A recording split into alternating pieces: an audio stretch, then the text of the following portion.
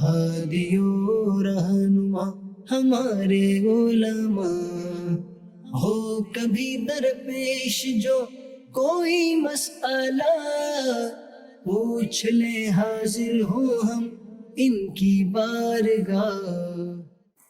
अल्हम्दुलिल्लाहि रब्बिल आलमीन वस्सलातु वस्सलामु अला खातमिन नबिय्यीन अम्मा बाद फ़अऊज़ु बिल्लाहि मिनश शैतानिर रजीम बिस्मिल्लाहिर रहमानिर रहीम अस्सलातु वस्सलामु अलैका या रसूलल्लाह व अला आलिका व अस्हाबिका या हबीबल्लाह अस्सलातु वस्सलामु अलैका या नबिय्यल्लाह व अला आलिका व अस्हाबिका या नूरल्लाह। मदनी चैनल के नाज़रीन, प्रोग्राम दारुल इफ्ता अहले सुन्नत में आपको खुशामदीद कहते हैं। अल्लाह रब्बुल आलमीन हम सबको दीन इस्लाम के अहकामात सीख कर समझ कर उन पर अमल पैरा होने की तौफीक अता फरमाए। हमारे प्यारे रसूल सल्लल्लाहु अलैहि वसल्लम का फरमान अज़मत अलीशान है कि जो शख्स एक दिन में मुझ पर 1000 बार दुरूद भेजे वो उस वक्त तक मरेगा नहीं जब तक अपना ठिकाना जन्नत में ना देख लें। अल्लाह पाक मुझे आपको कसरत के साथ दुरूद पाक पढ़ने की तौफीक अता फरमाए। बिलखुसूस ये फ़जीलत हासिल करने के लिए 1000 बार यौमिया दुरूद पाक पढ़ने की सआदत नसीब फरमाए। सल्लु अला हबीब सल्लल्लाहु ताला अला मुहम्मद सल्लल्लाहु अलैहि व आलिहि वसल्लम सलातन व सलामन अलैका या रसूलल्लाह। आज हमारे साथ हैं मुफ्ती मोहम्मद हसन रज़ा अत्तारी साहब, इनको खुशामदीद कहते हैं। जज़ाकल्लाह। अल्हम्दुलिल्लाह रब्बिल आलमीन अला कुल्ली हाल। माशाल्लाह। हमारे पास कुछ वीडियो सवालात हैं तो हम पहले उनको देखते हैं, हमारे नाज़रीन क्या पूछ रहे हैं। मेरा नाम जो है अली है। तहज्जुद की जो है 8 रकात होती हैं, क्या वो अगर उठ के 4 रकात पढ़ना चाहे तो क्या वो पढ़ सकता है? मुझे इसका जवाब लाजमी बताइएगा। जी बिल्कुल, आपको लाजमी बताते हैं। 4 पढ़ सकते हैं या तहज्जुद की कुल रकतें कितनी है पहले ये भी तो बता दें। बिस्मिल्लाहिर्रहमानिर्रहीम। तहज्जुद में कम से कम 2 रकातें होती हैं कि तहज्जुद के जो नफिल अदा हो जाएंगे, आपको तहज्जुद का जो सवाब मिल जाएगा वो 2 रकात अदा करने से भी मिल जाएगा, यानी वो फजीलत हासिल हो जाएगी कि रात को उठकर क़ियाम करने वालों को जो बिला हिसाब व किताब जन्नत में दाखिल होने की बशारत दी गई है, इसी तरह और जो इस पर बशारतें हैं वो हासिल हो जाएंगी। अब रहा ये कि इसमें टोटल रकातें कितनी हैं, तो नबी पाक सल्लल्लाहु अलैहि वसल्लम के इस हवाले से मुख्तलिफ मामूलात रहे हैं कि आप सल्लल्लाहु तआला अलैहि वसल्लम बवक्त तहज्जुद कितनी रकातें अदा करते थे। बहुत सारी रिवायतों के अंदर ये है कि आप सल्लल्लाहु अलैहि वसल्लम 8 रकातें अदा किया करते थे। ठीक। सैयदा आयशा रज़ियल्लाहु तआला अन्हा की हदीस पाक जिसमें इरशाद फरमाया कि नबी पाक सल्लल्लाहु अलैहि वसल्लम 11 रकातें पढ़ते थे जिसमें 3 वितर थे, और 8 रकातें जो होती थी वो 4-4 करके पढ़ते थे। और फरमाया कि उनका जो तूल और उनका जो हुस्न होता था, लंबी पढ़ते थे और उनका जो हुस्न होता था उसके बारे में पूछो ही मत कि वो कैसी होती थी। तो यूँ 8 रकातें भी हैं। और इसी तरह किताबुत तहज्जुद जो इमाम बुखारी रहमतुल्लाहि तआला अलैह ने बुखारी शरीफ में तहज्जुद की जो बाब चैप्टर बांधा है, तो उसमें आपने सैयदा आयशा रज़ियल्लाहु तआला अन्हा, सैयदना इब्न अब्बास रज़ियल्लाहु तआला अन्हुमा की जो अहादीस तय्यबा जिक्र की हैं, उसमें कभी नबी पाक सल्लल्लाहु तआला अलैहि वसल्लम का 9 रकातें पढ़ना, यानी 3 वितर पढ़ना और 6 रकातें अदा करना, कभी आप सल्लल्लाहु अलैहि वसल्लम का 11 पढ़ना यानी 3 वितर पढ़ना और 8 रकातें तहज्जुद की पढ़ना, कभी आप सल्लल्लाहु अलैहि वसल्लम का 13 रकातें पढ़ना जिसमें 10 रकातें तहज्जुद की और 3 रकातें वितर की, और 12 रकातें पढ़ना भी ये नबी पाक सल्लल्लाहु अलैहि वसल्लम से साबित है। तो यूँ अलग अलग रिवायतें इस हवाले से मौजूद हैं। तो जैसा नबी पाक सल्लल्लाहु अलैहि वसल्लम को मुयस्सर होता, जो मुकर्रर होता, वो आप अलैहिस्सलाम पढ़ लिया करते थे। तो इसलिए अगर किसी ने तहज्जुद में उठकर 2 रकातें भी अदा कर ली तो फजीलत हासिल हो जाएगी, और ज़्यादा की कोई हद नहीं है। जितना उसके लिए सहूलत हो, जितनी आसानी के साथ वो पढ़ सकता है, उतनी रकातें उसका पढ़ना ये ठीक होगा। यानी 8 भी और 8 से ज़ायद भी बिल्कुल पढ़ सकते हैं। नबी पाक सल्लल्लाहु अलैहि वसल्लम के अमल से भी 8 से ज़्यादा ये सही बुखारी शरीफ के अंदर साबित है कि वो पढ़ा करते थे, यानी इस तरह का भी। अच्छा, ये जैसे कहा 4, तो 4 में भी हो जाएगी तहज्जुद की नमाज? बिल्कुल हो जाएगी, 4 में हो जाएगी, 2 रकात में हो जाएगी। ठीक है। अच्छा, उठकर पढ़ने में अगर कोई ये आदत रखता है तहज्जुद के लिए, तो उसे फिर रात को वितर फौरन पढ़ने चाहिए इशा की नमाज में, या वितर छोड़ दे? इसमें नबी पाक सल्लल्लाहु तआला अलैहि वसल्लम की 2 तरह की रिवायत है। एक सैयदना अबू ज़र ग़िफ़ारी रज़ियल्लाहु तआला अन्हु से और सैयदना अबू हुरैरा रज़ियल्लाहु तआला अन्हु से कि उन्होंने फरमाया कि अवसानी खलीली, मुझे मेरे खलील यानी नबी पाक सल्लल्लाहु अलैहि वसल्लम ने 3 बातों की ताकीद की, 3 बातों का हुक्म इरशाद फरमाया। उसमें से एक बात ये इरशाद फरमाई कि मैं سونے سے پہلے وطر ادا کر لوں. اور بعض روایتوں میں بعض صحیح حدیث ہے جو بخاری شریف کے اندر ہی موجود ہے، نبی پاک صلی اللہ علیہ وسلم نے یہ ارشاد فرمایا کہ اپنی رات کی جو نماز ہے اس کے آخر کو وطر بناؤ، یعنی اس کے آخر میں وطر ادا کرو. تو اس حوالے سے دوسری حدیث سے یہ بات واضح ہے کہ جو بندہ بھی اس بات کا اعتماد رکھتا ہے کہ وہ اٹھ جائے گا تہجد کے اندر صحیح. اور اس کو سستی نہیں ہوگی، وہ کھڑے ہو کے تہجد میں وطر پڑھ لے گا، تو اس کے لیے بہتر یہی ہے کہ وہ تہجد میں وطر ادا کرے. صحیح. اور اگر اس کو اس بات کا اندیشہ ہے کہ اس کی آنکھ نہیں کھلے گی یا آنکھ کھل جائے گی لیکن سستی غالب آئے گی اس وقت، اب وطر پڑھنا اس کے لیے مشکل ہو جائے گا، تو پھر اسے چاہیے کہ سونے سے پہلے ہی وطر ادا کر لے. ٹھیک ہے. اچھا، جو اٹھنے کا جس کو غالب گمان ہے اور وہ پڑھ لیتے ہیں، ان کے لیے پھر وہ پہلے تہجد پڑھیں گے یا پہلے وطر پڑھیں گے؟ پہلے تہجد پڑھیں گے، کیونکہ آخری جو پڑھنی ہے وہ وطر ادا کرنی ہے. صحیح. پہلے تہجد کی رکعتیں پڑھیں اور آخر میں وطر ادا کر لیں. ٹھیک ہے، ماشاء اللہ. کافی رہنمائی تہجد کے حوالے سے کئی لوگوں کو یہ سوال ذہنوں میں ہوتے ہیں. ایک سوال اور چلے اس حوالے سے ذہن میں ہے کہ تہجد کا وقت بھی ہے کوئی خاص؟ 12 بجے رات کو یا 2 بجے 3 بجے، کیا کہتے ہیں؟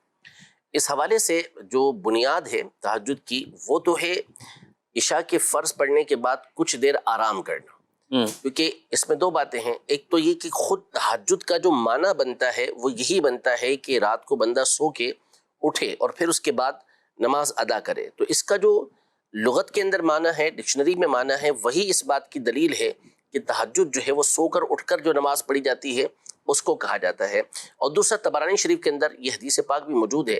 صحابی رضی اللہ تعالیٰ عنہ فرماتے ہیں کہ تم تہجد یہ سمجھتے ہو کہ تم عشاء کے بعد ادا کر لو، نہیں، ایسا نہیں ہے، بلکہ وہ طریقہ یہ بیان کرتے ہیں کہ تہجد کا طریقہ یہ ہے کہ بندہ سوئے اور سو کر اٹھے اور پھر اس کے بعد نوافل پڑھے، وہ تہجد کہلاتے ہیں. تو یوں حدیث میں بھی اس کی تصریح موجود ہے کہ تہجد جو پڑھنی ہے وہ سو کر اٹھ کے پڑھنی ہے. بندہ پہلے سوئے پھر اس کے بعد اٹھے اور تہجد ادا کرے. اور خود لغت میں جو تہجد کا معنی ہے وہ بھی یہی ہے کہ بندہ رات کو اٹھے اور اس کے بعد پھر نماز ادا کرے. ٹھیک ہے جی، مزید سوال. جی، میرا یہ سوال ہے کہ مفتی صاحب سے کہ جمعے کی 2 جو اذانیں ہوتی ہیں تو جو بعد والی اذان ہوتی ہے اس کا جواب دینا ضروری ہے کہ نہیں؟ جی، اذان ثانی جو خطیب کے سامنے ہو رہی ہے، جی، اس میں اذان ثانی کے اندر لوگوں کو چاہیے کہ وہ دل میں جواب دیں، زبان سے جواب نہ دیں، اس کو خاموشی اور توجہ کے ساتھ سنیں. کیونکہ امام جب منبر پر بیٹھ گیا تو اب کسی بھی طرح کا کلام کرنے کی اجازت نہیں ہوتی، لہذا اذان کا جواب بھی نہیں دیں گے. دینا ہے تو دل کے اندر اس کا جواب دیتے رہیں. دل میں جواب دل میں جواب کیسے ہوتا ہے؟ واضح ہی نہیں، جیسے وہ اللہ اکبر کہہ رہے تو یہ دل کے اندر اس کو دہراتا رہے، اللہ اکبر کہتا رہے، زبان سے کچھ نہ. زبان سے کچھ نہ. اسی طرح درود پاک جب اشہد ان محمد اس رسول میں بھی اللہ، یہی ہے کہ اس میں بھی درود پاک جو پڑھنا ہے وہ دل کے اندر پڑھنا ہے. اور چاہیں تو جب نماز ہو جائے، جمعے کی نماز پڑھ لیں، فرض ادا کر لیں، تو اس کے بعد پھر درود پاک پڑھ لیں. ٹھیک ہے. اچھا، جو 2 خطبہ کے دوران دعا بھی لوگوں میں بڑی معروف ہے اور مانگنی چاہیے، اس وقت قبولیت کا یہ وقت ہے. اچھا، کچھ لوگ پھر ہاتھ کھڑا کر کے بھی مانگتے ہیں اور زبان سے بھی مانگتے ہیں، ایسوں کو کیا کہیں؟ بالکل، یہ وہ وقت ہے کہ جس میں دعا قبول ہونے کی بشارتیں موجود ہیں کہ اس وقت میں دعا قبول ہوتی ہے. لیکن چونکہ یہ وہ وقت ہے کہ جس میں زبان سے گفتگو کی اجازت نہیں ہے، خاموش رہنے کا حکم ہے کہ اس وقت میں بندہ بالکل خاموش رہے گا.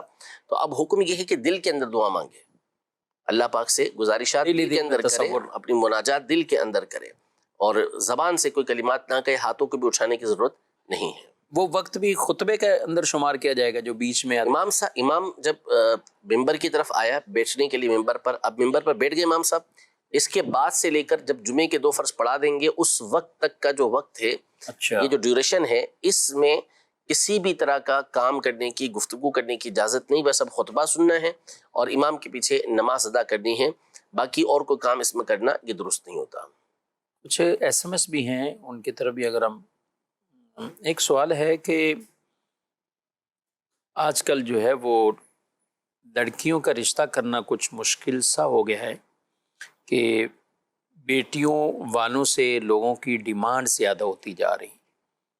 پہلے جہیز تو مانگتے ہی مانگتے تھے، اب لوگ زیورات بھی، زمین بھی، گاڑی بھی مانگنے شروع ہوئے ہیں. کیا کہتے ہیں؟ ہاں، بھیک کا رواج ہر جگہ پہ بڑھتا ہی جا رہا ہے، پروفیشنل بھکاری بھی بڑھتے جا رہے ہیں، تو یہ بھی ایک بھیک ہی مانگنا ہے. اللہ.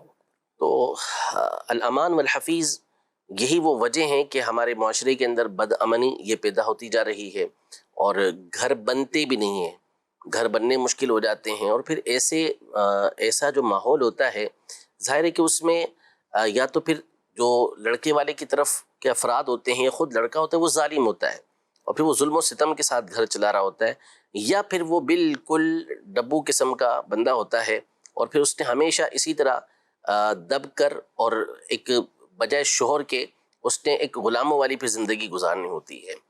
تو مسئلہ یہ ہے کہ شریعت مطہرہ نے جو بھی خرچ رکھا ہے وہ مرد کے اوپر رکھا ہے، صحیح۔ عورت کے اوپر کسی طرح کا کوئی خرچ نہیں ہے، نہ عورت کے گھر والوں پہ کوئی خرچ ہے، نہ عورت کے اوپر کوئی خرچ ہے۔ وہ عورت رخصت ہو کے اس کے گھر پر جا رہی ہے، اپنی جان اسے دے رہی ہے، یعنی وہ خود رخصت ہو کے ادھر جائے گی، اب اس کا نفقہ اٹھانا، اس کے خرچ اٹھانا یہ شوہر کی ذمہ داری ہے۔ صحیح۔ اس سے پہلے بلکہ جو جہیز بھی دیا جاتا ہے، اب جہیز میں 2-3 صورتیں ہوتی ہیں۔ ایک تو جملہ ہوتا ہے ہمارے یہاں کہ جہیز ایک لعنت ہے، تو ایک صورت اس کے واقعی لعنت ہونے کی ہے، ورنہ جہیز کو فی نفسی ہی دیکھیں تو وہ سنت بھی ہے کہ نبی پاک صلی اللہ تعالیٰ علیہ وسلم نے کچھ سامان سیدہ فاطمہ زہرا رضی اللہ تعالیٰ عنہا کو یہ دیا تھا۔ تو وہ لیکن وہ اس میں کیا چیز ہے کہ پہلی چیز تو یہ ہے کہ یہ جو جہیز ہوتا ہے یہ لڑکی کی ملکیت ہوتا ہے، یہ کسی اور کے لیے نہیں ہوتا، یہ اس کے لیے ہے۔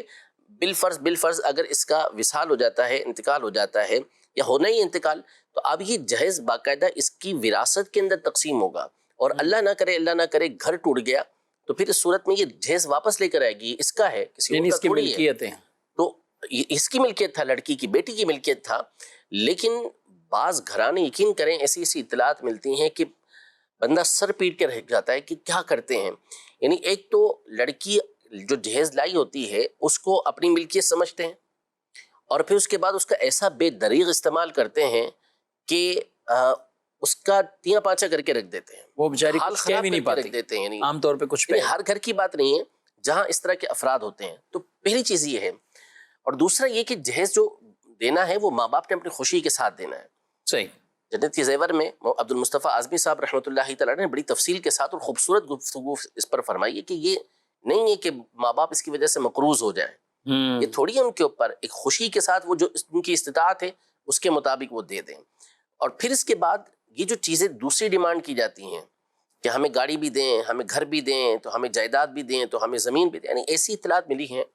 ابھی چند دنوں پہلے ہی ایک مسئلہ آیا ہوا تھا، تو وہ کہہ رہے ہیں کہ شادی کا وقت ہے، اگلے دن نکاح ہونے کا ہے، لڑکے والوں کی طرف سے ڈیمانڈ یہ آئی کہ ہم نے گھر خریدا ہے تو آدھے پیسے ہمارے پاس نہیں ہیں، آدھے پیسے آپ دیں۔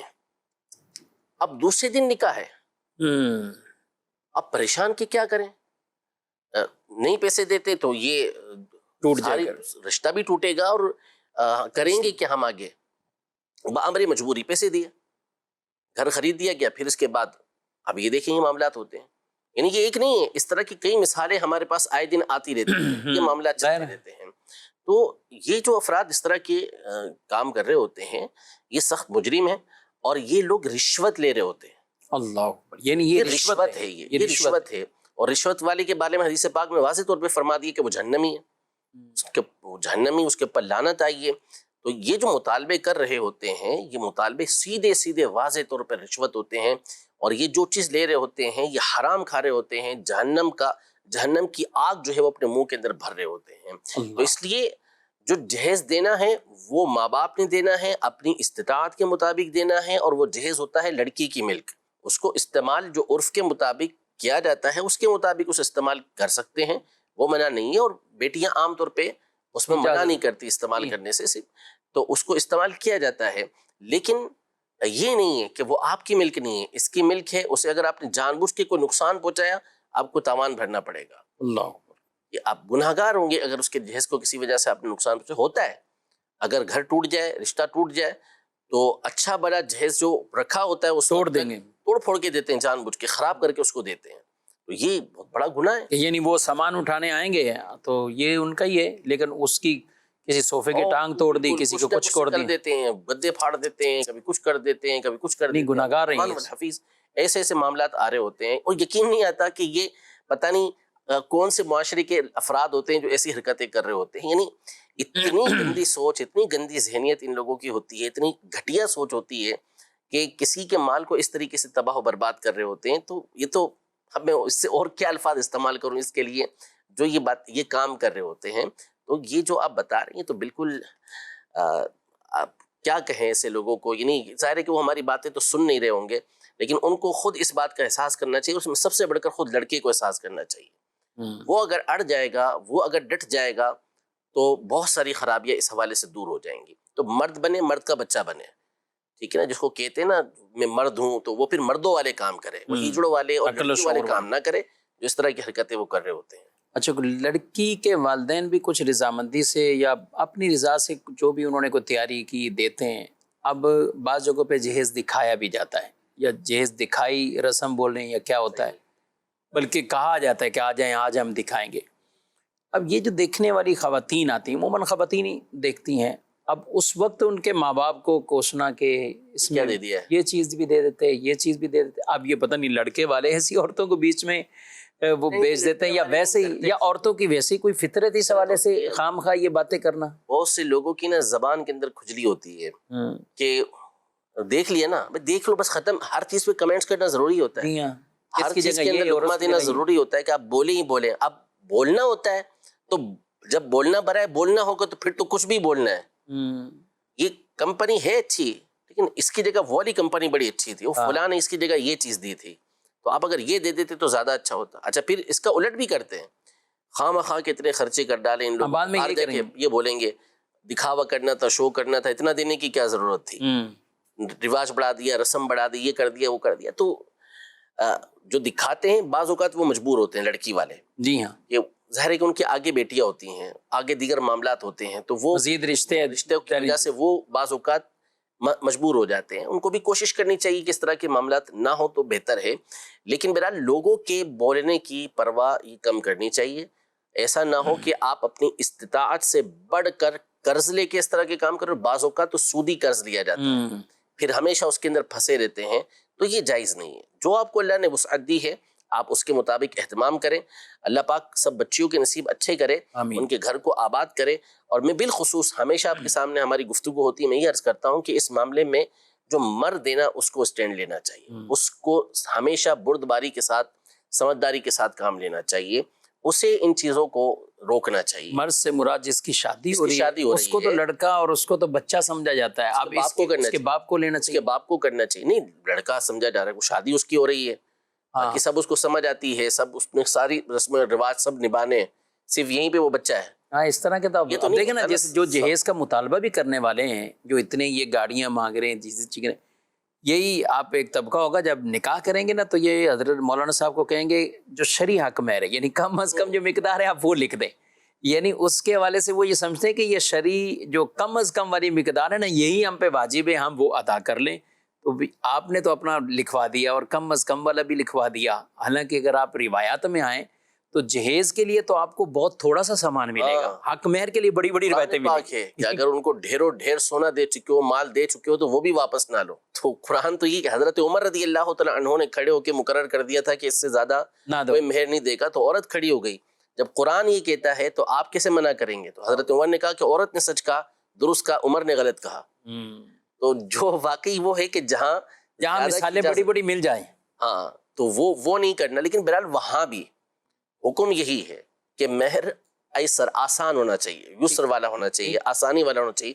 بلکہ بات آئی گئی تو اس نکاح کو بابرکت فرمایا کہ جو آسانی والا نکاح ہو، اور اس کی تشریح بھی مفتی احمد یار خان نعیمی رحمۃ اللہ علیہ نے یہی کی ہے کہ جس میں فضول رسم و رواج نہ ہو، جس میں کسی جانی پر بھی بوجھ نہ پڑے. تو یہ وہ چیز ہوتی ہے کہ جس کے ذریعے سے نکاح کے اندر برکت ہوتی ہے. اور اللہ کا شکر ہے دعوت اسلامی کی مدنی ماحول کی وجہ سے کئی خاندان ہیں، بالکل یہ نہیں کہتے، ہر طرف نہیں کہتے، لیکن کئی خاندان ہیں کہ جن کے ذہن بنتے ہیں، اور وہ ایسے ہوتے ہیں کہ واقعی جو شرعی تقاضے ہوتے ہیں اس کو پورا کرتے ہیں، وہ سمجھتے ہیں ان چیزوں کو کیا ہونا چاہیے. صحیح.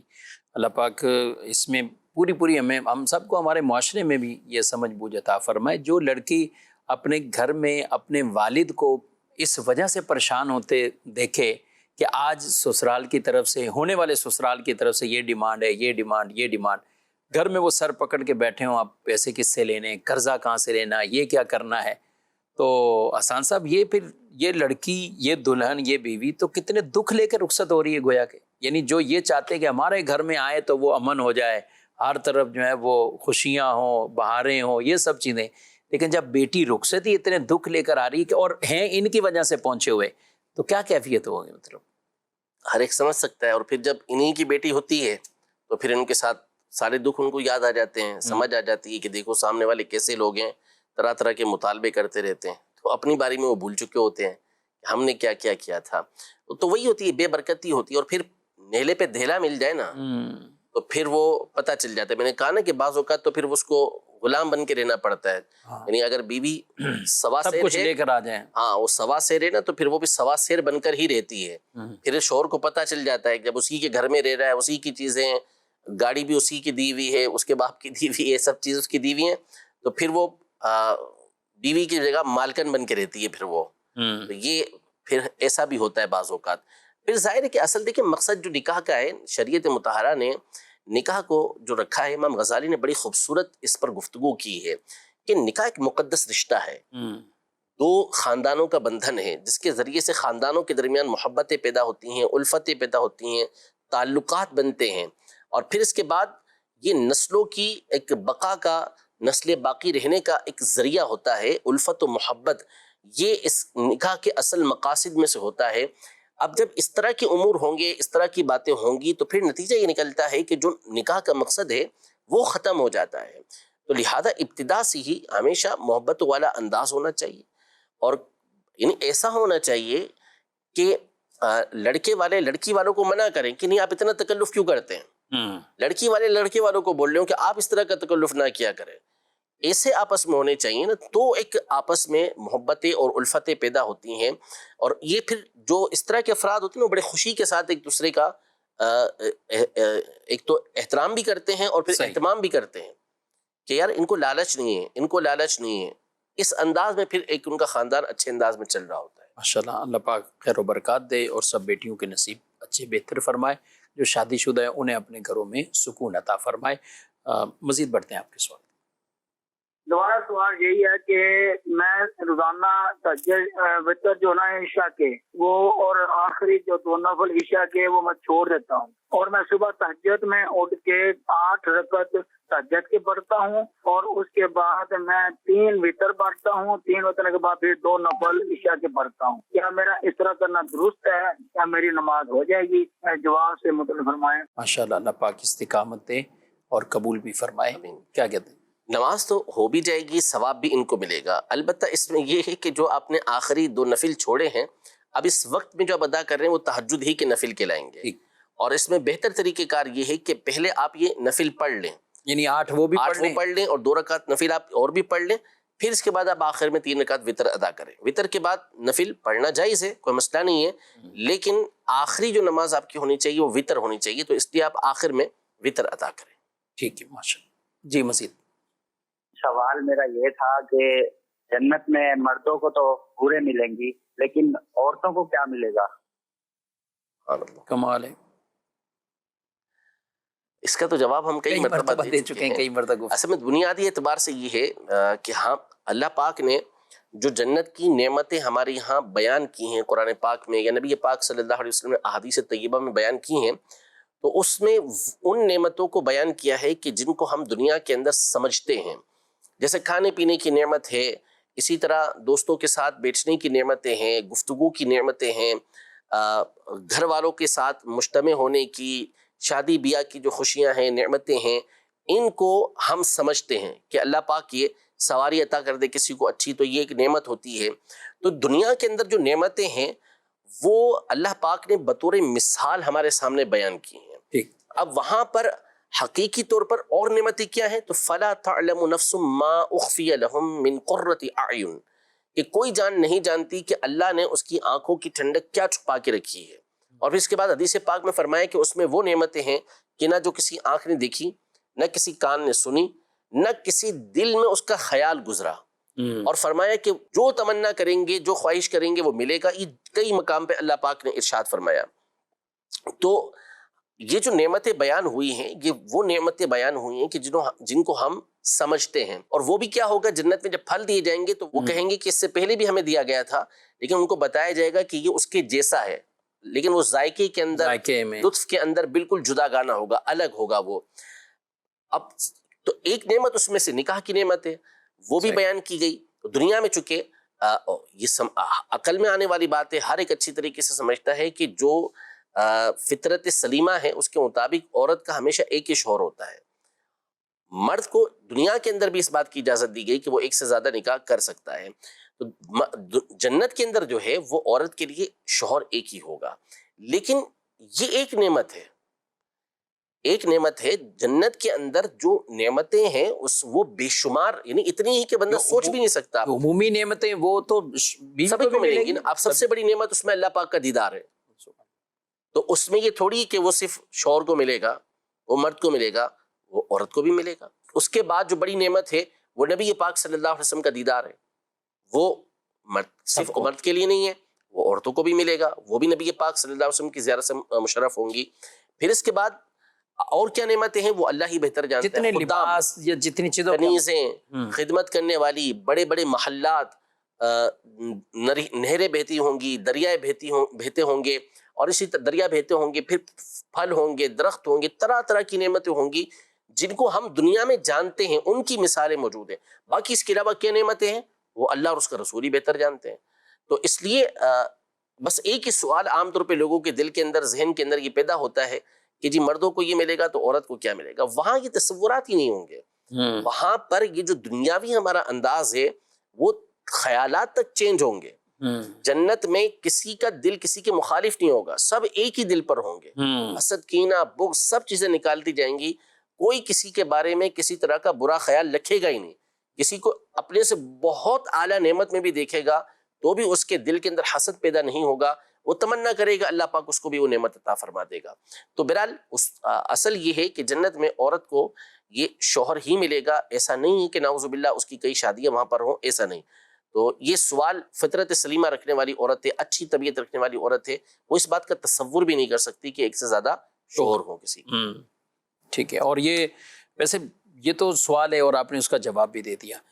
تو جنت ملے گی کن کو, یہ اصل یہ اس کا کوئی بھی نہیں پوچھتا کہ جنت ملے گی کہ رب کی رضا کسے ملے گی, کرنا کیا ہے, کرنا کیا ہے, یہ نہیں کرنا. تو اصل تو یہ ہے نا کہ ہم اپنے آپ کو جنت کے لیے تیار کریں اور آخرت کے لیے اپنے آپ کو تیار کریں, کیونکہ یہ جو فرمایا جزاء بما كانوا يعملون, جو نیک عمل کرتے تھے اس کی جزا ہے. اور اس سے پہلے یہ ارشاد فرمایا کہ یہ ہے کس کے لیے, تتجافى جنوبهم عن المضاجع يدعون ربهم خوفا وطمعا ومما رزقناهم ينفقون. یہ ہے ان لوگوں کے لیے جن کی کروٹیں خواب گاہوں سے جدا رہتی ہیں, یعنی رات کو اٹھ کے جو ہے وہ نماز پڑھتے ہیں, اپنے رب کو خوف کے ساتھ اور امید کے ساتھ پکارتے ہیں, اس سے دعائیں کرتے ہیں, اور اللہ نے جو ان کو رزق دیا ہے اس میں سے خرچ کرتے ہیں. تو یہ نعمتیں تو بیان کی ہیں. نعمتیں بیان کرنے سے پہلے تو یہ ارشاد فرمایا ہے. تو لہذا ہمیں اصل یہ ہے کہ تیاری کرنی چاہیے جنت کی, کوشش کرنی چاہیے جنت کے لیے. وَسَارِعُوا إِلَىٰ مَغْفِرَةٍ مِّن رَبِّكُمْ وَجَنَّةٍ عَرْضُهَا السَّمَاوَاتُ وَالْأَرْضُ, کہ اپنے رب کی مغفرت اور اس جنت کی طرف دوڑو کہ جس کی چوڑائی زمین و آسمان کے برابر ہے. اعدت للمتقین, وہ جنت پرہیزگاروں کے لیے تیار کی گئی ہے, نیک لوگوں کے لیے تیار کی گئی ہے. تو ہمیں نیک اور پرہیزگار بننا چاہیے تاکہ یہ جنت ہمیں حاصل ہو سکے. اب جب وہاں داخل ہو جائیں گے, انشاءاللہ ضرور داخل ہوں گے, تو پھر وہاں جو نعمتیں ہوں گی, وہاں جو انعامات ہوں گے, وہ خود بخود ہمارے سامنے ظاہر ہو جائیں گے. ماشاءاللہ. کچھ SMS پہ سوالات ہیں, ان کو بھی شامل کرتے ہیں. قبر پکی کروانا, اسی طرح مرنے سے پہلے ہی قبر کی جگہ مقرر کر لینا, اس کی کیا شرعی حیثیت؟ ہونا یہ چاہیے اصولی اعتبار سے کہ قبر کچی ہی ہو. عام لوگوں کی قبریں ویسی ہونی چاہیے, اور قبر کا جو اصل مقصود ہے وہ اس سے پورا ہوتا ہے کہ فَإِنَّهَا تُذَكِّرُ الْآخِرَةَ, یہ زیارت قبور جو ہوتی ہیں یہ آخرت کی یاد دلاتی ہیں, آنکھوں میں آنسو لے کر آتی ہیں, دنیا سے بے رغبتی پیدا کرتی ہیں. اصل یہ مقاصد ہیں. تو یہ جو کچی قبریں ہوتی ہیں اس سے زیادہ اس کا فائدہ حاصل ہوتا ہے. جہاں تک رہا اولیاء کی قبروں کا معاملہ, تو اولیاء کرام کی جو قبریں ہوتی ہیں ان کے مقاصد دوسرے ہوتے ہیں, اور اس پر دلائل ہم پچھلے ہفتے ذکر کر چکے ہیں کہ صحیح بخاری اور دیگر کتابوں سے اس بات کا ثبوت موجود ہے کہ بعض کی قبریں یہ اونچی بنائی گئی تھی. تو اس کی وجہ یہی ہے کہ اس سے لوگوں کے دلوں کے اندر ان اولیاء کی ہیبت پیدا ہوتی ہے, ان کی عظمت پیدا ہوتی ہے, ان کا فیضان لینے کی لوگ کوشش کرتے ہیں، ان کے طریقے پر چلنے کی کوشش کرتے ہیں، تو عام لوگوں سے ان کا امتیاز ہوتا ہے جس بنیاد پر ان کے مزارات بنائے جاتے ہیں۔ ان کی قبریں کچھ اونچی ہوتی ہیں، عام لوگوں کی قبریں یہ کچی ہی ہونی چاہیے، اور جو سنت ہے وہ یہی ہے کہ ایک بالش یا اس سے کچھ اونچی ہونی چاہیے، تو اس انداز میں قبریں ہوں۔ اور دوسرا یہ رہا کہ قبر کی جگہ مقرر کرنا تو یہ فضول ہے، کیونکہ کسی کو معلوم نہیں کہ وہ کہاں مرے گا، صحیح، اس زمین کے اندر اس کو موت آنی ہے، ہو سکتا ہے کہ اللہ پاک اس پر کرم کرے، مدینے میں موت آ جائے، صحیح، اور وہیں جنت البقیع میں دفنا دیا جائے، اور یہ یہاں پہ اپنی قبر بنوا کے بیٹھا ہو تو اس کا کیا ہوگا؟ تو حضرت ابوبکر صدیق رضی اللہ تعالی عنہ نے ایک شخص کو دیکھا کہ وہ قبر بنا رہا ہے، اپنے لیے قبر تیار کر رہا تھا، تو آپ نے اس کو ارشاد فرمایا کہ اپنے لیے قبر تیار مت کرو، اپنے آپ کو قبر کے لیے تیار کرو، اللہ، تم تیاری کرو قبر کی، اب دفنانا یہ لوگوں کا کام ہوگا کہ تمہیں کہاں دفناتے ہیں، تو یہ ایک فضول کام ہے۔ ہاں اگر کوئی رکھتا ہے اور اچھی اس کی کوئی نیت ہوتی ہے جس کی بنیاد پہ وہ تیار کرتے ہیں تو گناہ نہیں ہے، صحیح، جیسے وہ کہتا ہے کہ مجھے فلاں بزرگ کی قبر کے پاس دفنا دینا، فلاں مزار کے پاس دفنا دینا، تو اس میں کوئی حرج نہیں ہے، ایسا کر سکتا ہے وہ۔ جس میں دیگر شرعی مسائل ہو سکتے ہیں، ہاں، وہ ہے، لیکن وقف کے وقف قبرستان مسئلہ ہیں ہوتا ہے۔ اور کسی کی جگہ کو گھیر کر پہلے سے ہی بیٹھ جائیں، یہ کیونکہ کچھ ایسے ہوتے ہیں کہ وہ اپنے عزیزوں کے نام پہ چار دیواری کر لیتے ہیں، یعنی قبرستان کے اندر بھی چھوٹی چھوٹی چار دیواریاں، صحیح ہوتا ہے، ہماری کوئی میت آئے گی وہ یہیں آئے گی، تو وقفی قبرستان میں یہ ایسا اختیارات نہیں کر نہیں سکتے۔ یہ تو بہتر ہے کہ جو عزیز و اقارب ہوں، ان کے قریب ساتھ، کے جو افراد ہیں ان کے قریب دفنائے جائے، یہ اچھی ٹھیک، بات ہے، لیکن یہ نہیں کر سکتے کہ کوئی دوسرا یہاں دفنانے کے لیے آ رہا ہے تو اس کو روک دیا جائے۔ اگر وہ یہاں پہ دفنانا چاہتا ہے تو آپ منع نہیں کر سکتے، کیونکہ وہ جگہ وقف ہے، اور اگر ویسے ہی قبرستان میں جگہ بہت زیادہ ہے اور لوگ دوسری جگہ بھی دفنا دیتے ہیں تو ان کو چاہیے کہ جب ایک خاندان کی قبر ایک جگہ پر ہیں تو دوسری جگہ دفنا دیں، اور عام طور پہ لوگ کرتے بھی ایسا ہی ہے، لیکن پھر اس میں زیادتی بھی کرتے نا، اس میں پھر زیادتیاں برتتے ہیں کہ وہ خاندان کی جگہ ختم ہو چکی ہے تو پھر قبریں کھود کے اسی کے اندر دوسروں کو دفنا رہے ہوتے ہیں، یہ غلط کر رہے ہوتے ہیں، یہ شرعاً ناجائز و حرام ہے، اس کی بھی شرعاً اجازت نہیں ہے۔ اچھا، نارمل عام مسلمانوں کی قبر پکی کرنے کے حوالے سے جی، یہ تو بات ہوئی، آپ نے بتایا کہ بہتر ہے کہ کچی ہی رہے، لیکن اگر کوئی اوپر سے پکی کرنا چاہتا ہے تو اس کی کوئی قیودات، کوئی اصل دیکھیں جو قبر ہے وہ قبر وہ ہے کہ جو اندر گڑا ہوتا ہے وہ قبر ہے، ٹھیک ہے، اس کا جو چہرے کا حصہ ہے نا خاص طور پر اس کو پکا کرنا یہ منع ہے کہ وہ جگہ پکی نہ کی جائے۔ باقی اگر کوئی اوپر سے قبر کو پکا کروا دیتا ہے تو اس میں کوئی حرج نہیں ہو سکتا ہے، لیکن درمیانی جو جگہ ہے اس کو کچا ہی رکھنا چاہیے، کیونکہ اس میں پھر یہ ہوتا ہے کہ پھول وغیرہ آپ رکھیں گے، اسی طرح بعض اوقات مروا چھوٹے چھوٹے پودے لگ جاتے ہیں تو وہ سنگ مرمر پر تو نہیں لگیں گے، وہ ماربل کے اوپر تو نہیں لگ پائیں گے، تو اس لیے اس کو کچا رکھا جائے اور اس کو کوہان نما رکھا جائے، جیسے اونٹ کا کوہان ہوتا ہے اس انداز میں اس کو رکھا جائے کہ یہ سنت مبارکہ ہے۔ لیکن جب ماربل کی جو بن رہی ہے یہ پکی لوگ قبریں بنا رہے ہیں تو اب اس میں عام طور پہ کوہان ختم ہو جاتے ہیں، یعنی وہ تو چکور نہیں رکھا تو جا سکتا ہے، رکھا جا سکتا ہے، کرنا چاہیے، مطلب اس طرح کا بھی اہتمام، لیکن بہرحال اوپر سے پکی کر دی تو یہ گناہ گار نہیں ہوگا، بہتر یہی کچی رہے، لیکن اوپر سے پکی کر دی تو گناہ گار نہیں ہوگی۔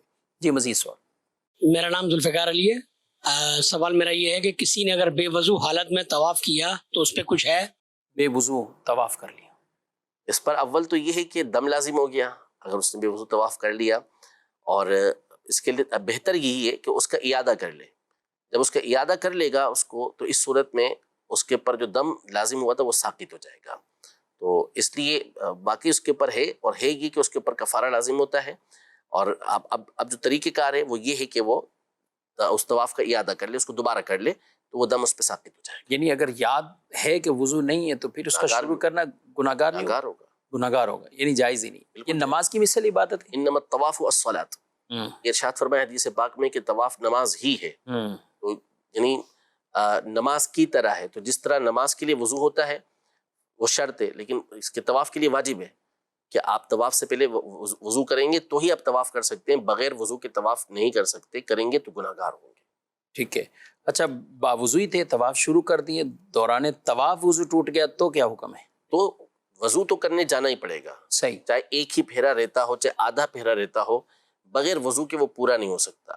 اب پھر اس میں یہ الگ بات ہے کہ آپ نے شروع کہاں سے کرنا ہے، تو اگر آپ طواف کا اکثر حصہ کر چکے ہیں، 3 سے زیادہ پھیرے کر چکے ہیں، تو پھر اس صورت میں حکم یہ ہے کہ جہاں سے چھوڑا ہے وہیں سے کریں گے، اسی کو آگے کنٹینیو وہیں سے کنٹینیو کریں گے، اور اگر ابھی 3 پھیرے کیے ہیں آپ نے اور اب آپ چاہتے ہیں کہ آپ شروع سے شروع کر دیں، ابتدا کر دیں اس کی، تو آپ پہلے سے ابتدا کر سکتے ہیں، اور چاہیں تو وہیں سے شروع کر سکتے ہیں، دونوں کا اختیار ہے اسے. ٹھیک ہے، یعنی زیادہ بہتر شروع سے ہی اسے کر لیا جائے، اگر کثرت پہلے نہیں ہوئی چکروں کی. جی بالکل. 1-2 اگر کیے ہیں تو یعنی اس چیز کا اہتمام، یہ نہیں دیکھا جائے گا رش ہے اور بعد میں واپسی کیسے آنا ہے جی جی اور دیگر، یعنی وہیں اسے طواف. میرے ساتھ ہوا تھا. اچھا تسبیح میرے ہاتھ میں تھی، امیر علیہ سنت ساتھ تھے، اچھا. تو وہ تسبیح جو ہے نا طواف الزیارہ تھا اصل میں، اللہ، فرض طواف تھا. اگر 2018 کی بات ہے. ہاں یہ 2018 کی بات ہے، نہیں 2019 کی بات ہے، یہ 2019 والے میں. وہ تسبیح کے دانے نا آپس میں چپک گئے تھے، طواف کی جو تسبیح ہوتی ہے. اب میں نے اس کو نا یوں کر کے چھڑانا چھڑانا چاہا تو یہاں میرے اللہ اللہ. لگ گیا. اب وہ ناخن میں خون ظاہر ہوا. اب مجھے سمجھ نہیں پڑ رہی تھی کہ یہ پتہ نہیں بہتا خون ہے یا نہیں ہے. اچھا، اب اس سے آپ کو بھی سمجھ نہیں نہیں پڑ رہی تھی نا، وہ اچھا. جمع ہوا سا لگ رہا تھا. تو میں نے کہا یار یہ تو وضو ٹوٹ گیا ہوگا تو مسئلہ ہو جائے گا. تو امیر سنت سے میں نے پوچھا کیا کروں اس کا، طواف کے دوران پوچھا. تو امیر سنت نے سوچا، پھر کہا کہ یار فرض طواف ہے، تو میرے کو بھی سمجھ نہیں آیا فرض ہے واقعی ہے. وضو کر کے آئیں. پھر میں گیا واپسی، وہاں وضو کر کے پھر آیا دوبارہ اور طواف الزیارہ مکمل کیا. کتنی ایک آزمائش کا اور ایسا ٹھاک رش تھا. اور پھر طواف الزیارہ کے میں ساتھ رش. تھے. پھر امیر علیہ سنت ظاہر ہے آپ وضو کرنے گئے تو ہاں وہ کچھ لوگ نہ تو کچھ پھر صحیح میں پہنچ چکے تھے جب میں واپسی آیا تو. لیکن جو بھی ہے اس میں یعنی باوضو ہے تو اس کو اہتمام سے ہی وہ کرنا چاہیے. باقی یہ احتیاط کرنی چاہیے. اور یہ مسئلہ ہی پتہ چلا کہ خون ہے بہہ گیا ہے تو اب ظاہر ہے اس کا وضو ٹوٹ جائے گا. تو ان چھوٹی چھوٹی چیزوں سے ویسے بھی انسان کو، اور پھر بالخصوص جہاں پہ وقت زیادہ لگے تو اس وقت مجھے ایک مرتبہ یاد کہ ہمارے ہاں تفسیر صراط الجنان کا ختم، یعنی مدنی حلقے میں جو فجر کے بعد ہوتا ہے تو ختم ہوا. تو استاد محترم مفتی قاسم صاحب دعوت برکات عالیہ سے وقت لیا کہ کوئی محفل رکھتے ہیں تفسیر صراط الجنان کا ختم شی بھی ہو گیا اسی وقت. تو پھر یہ طے پایا کہ استاد نے خود ہی فرمایا کہ میں جمعے والے دن آپ کے یہاں آتا ہوں، جمعہ پڑھاتا ہوں. تو جمعے میں ایک رش ہوتا ہے تو اس میں ہم اس چیز پہ بیان بھی قرآن پاک پہ کریں گے. تو ٹھیک ہے. اب استاد صاحب جمعے کے لیے تشریف لائے تو ممبر پر بیٹھے ہیں تو مجھے کمیٹی کے رکن نے ہار دیا کہ آپ ہار پہنا دیں. تو میں نے ہار جیسے ہی پکڑا تو اس کی ایک پن چبھ گئی. اب میں نے ہار تو پہنایا، جیسے ہی میں نیچے بیٹھا تو خون. اچھا وہ صحیح چبھ گئی، مطلب نا ایسے نہیں کہ نارمل طریقے سے نا. تو میں پھر فوراً اب اچھا بیان بھی تھوڑا سا آپ کو پتا ہے کہ 20 منٹ ہو یا 25 منٹ جمعے میں ایک تو وقت ہوتا ہے کہ آخر میں پھر نماز دے دو ہے. اور مجھے خطرہ ہی ہے کہ رکنے کا بھی نام فوراً ابھی نہیں لے رہتے. اچھا میں پھر جلدی بھاگا، پھر اپنی گھر پہ یعنی 2 منزل پھر چڑھ کے واپسی گیا. اور اس کو وہ مجھے دل میں گیا، یار استاد صاحب بھی سوچتے ہوں گے یار یہ کیا کہیں یہ بیان ہو یہ کہاں چلا گیا. تو میرا خیال میں نے ذکر نہیں کیا. ہاں جی امین صاحب میرے ساتھ بیٹھے ہوئے تو میں نے ان کو دکھایا تو وہ بیچارے کہنے یار یہ کیا ہو گیا اچانک. تو وہ ظاہر ہے پھر کر کے اس کو روک کے منت سماجت کر کے جس طرح بھی ہوا پھر وضو کر کے دوبارہ. تو بعض کا تکلیف دہ معاملہ بن جاتا ہے، لیکن ظاہر ہے جو شرعی احکامات ہیں تو ان کے مطابق ہی اس پر عمل کرنا. صحیح میں پوچھا تھا تو صحیح کی جگہ پوچھا تو پھر امیر سنت نے مجھے دیکھا، آ گئے، اب پہنچ گئے، مسکرائے کچھ. وہ چونکہ آہستہ آہستہ کر رہے تھے. صحیح کچھ نہ کچھ آپ کو مل گئے. تقریباً 7 یعنی وہ شروع کر چکے تھے لیکن میں پھر کرتے کرتے 7 پہنچ گیا تھا ان لوگوں کے. صاحب آخری سوال تھا، آپ نے موضوع ایسا چھیڑا تو کبھی آپ سے یہ بھی باتیں پوچھنی ہے. میرے سنت کے ساتھ آپ نے ماشاءاللہ غالباً 2 حج کی ہیں الحمدللہ، 2 مرتبہ. جی اور بظاہر ایک طویل عرصے بعد، یعنی اگر کہیں کہ 20 کے عرصے میں تو امید نہیں لگ رہی تھی کہ اس طرح موقع مل پائے. اور جیسے ہی 2018-19 کے یہ ہوا تھا دونوں مرتبہ. ہاں پہلی دفعہ میں تو اچانک ہی ہوا نا، انہیں وہ تو معلوم ہی نہیں تھا. پتہ چلا کہ میرے سنت جا رہے ہیں تو میں بھی بس کسی نہ کسی طریقے سے انتظام کر کے، وہ تھا بھی وہ مخصوص کوٹے والا ویزا تھا تو وہ حاصل کیا، پھر کسی طریقے سے پیچھے پہنچ گئے تھے. اللہ اکبر. اور پھر اس کے بعد جو 2019 والا ہوا وہ تو باقاعدہ اہتمام کے ساتھ تھا. ماشاءاللہ. اللہ پاک قبول فرمائے اور بار بار یہ حاضریاں بھی عطا فرمائے۔ ناظرین کرام، پروگرام آپ نے ملاحظہ کیا ہے، آپ سے اجازت چاہتے ہیں فی امان۔ ہادی و رہنما ہمارے علماء، ہو کبھی درپیش جو کوئی مسئلہ، پوچھ لیں حاضر ہوں ہم ان کی بارگاہ۔